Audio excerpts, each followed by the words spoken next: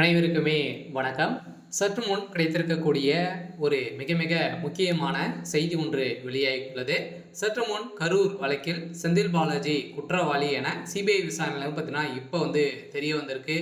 இந்த நிலையில் அவர் கொடுத்த வாக்குமூலத்தின் அடிப்படையில் சதுரடியாக திமுகவுடைய அறிவாலயமே பார்த்தீங்கன்னா பெரும் அதிர்ச்சியில் இருக்காங்க. சில முதல்வர் ஸ்டாலினுடைய கதை ஒட்டுமொத்தமாக முடிய போது சில செந்தில் பாலாஜி அவர்களும் முதல்வர் ஸ்டாலின் அவர்களும் இடையே இருவருமே பேசிய ஆடியோ வெளியே இருக்கு. இந்த ஆடியோவின் அடிப்படையில் அதிரடியாக திமுகவுக்கு ஒரு மிகப்பெரிய திருப்பம், ஒரு மிகப்பெரிய பின்னடை தேடி தந்திருக்காரு. இந்த நிலையில் தான் பார்த்தீங்கன்னா அதிரடியாக திமுக போட்ட வலையில அவங்களே பார்த்தீங்கன்னா கீழே விழுந்திருக்காங்க. இதன் அடிப்படையில் இப்போ செந்தில் பாலாஜி அவர்கள் தான் குற்றவாளி என நிரூபணமாயிருக்கு. இந்த அதனால் பார்த்தீங்கன்னா இப்போ திமுகவில் பெரும் அதிர்ச்சியில் இருக்காங்க.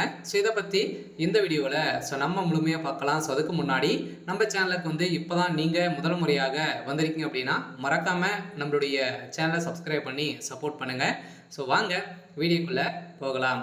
அனைவருக்குமே தெரியும் இல்லையா? கரூரில் பார்த்தீங்கன்னா விஜய் அவர்கள் பிரச்சாரத்தில் ஈடுபட்டும் போது ஒரு 41 கூட்ட நெரிசலின் காரணமாக 41 உயிரிழந்தது சம்பவத்தின் அடிப்படையில் இதில் நிறைய மர்மங்கள் இருக்குது அப்படின்ற மாதிரி பார்த்தீங்கன்னா தாவேக்காவும் அதே மாதிரி பார்த்தீங்கன்னா மேல்முறையீடு இட்டு இருந்தாங்க.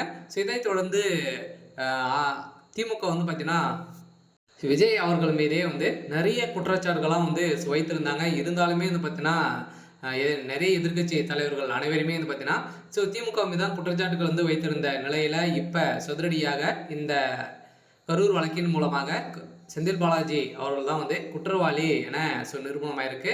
இதனோட பேரில் இப்போ முதல்வர் ஸ்டாலின் அவர்கள் பார்த்தீங்கன்னா செய்த சம்பவம் இப்போ சட்டப்பேரவை கூட்டம் நடைபெறுது. இதுவும் பார்த்தீங்கன்னா நிறைய விதமான தீர்மானங்கள்லாம் நிறைவேற்றப்படுது.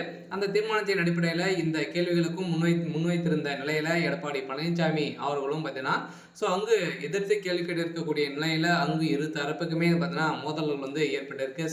சட்டப்பேரவையிலே ஒரு மிகப்பெரிய பிரச்சனையாக எழுந்திருக்கு. இருந்தாலுமே இப்போ ஸ்டாலின் அவர்கள் பார்த்தீங்கன்னா இதற்கு விளக்கம் அளித்த ஸ்டாலின் அவர்கள் இப்போ இதற்கு பொய்யான ஒரு தகவலை பரப்பிட்டு வராங்க. இதுக்கு அனைத்துக்குமே திமுகவுடைய அரசு தான் பொறுப்பேற்க வேண்டும் அப்படின்ற மாதிரி இப்போ அதிரடியாக ஆளுநர் RN ரவி அவர்களுக்கு இடையே ஒரு மிகப்பெரிய சம்பவம் நடந்திருக்கு. பார்த்தீங்கன்னா அதிரடியாக சபாநாயகர் அப்பாவும் பார்த்தீங்கன்னா இது மாதிரி தான் தீர்ப்பு வழங்கியிருக்காங்க. கட்டாயம் திமுகவுடைய கதை முடிய போது முதல்வர் ஸ்டாலின் அவர்களுக்கும் செந்தில் பாலாஜி அவர்களுக்கும் பார்த்தீங்கன்னா அதிரடியாக ஒரு மிகப்பெரிய சம்பவம் காத்திருக்கு. இருந்தாலுமே செந்தில் பாலாஜியுடைய அரசியல் வாழ்க்கைக்கே ஒரு முற்றுப்புள்ளியை வைக்கும் விதத்தெல்லாம் இப்போ சம்பவம் நடந்திருக்கு. இருந்தாலுமே என்ன நடக்க போகுது அப்படின்றத வெயிட் பண்ணி பார்க்கலாம்.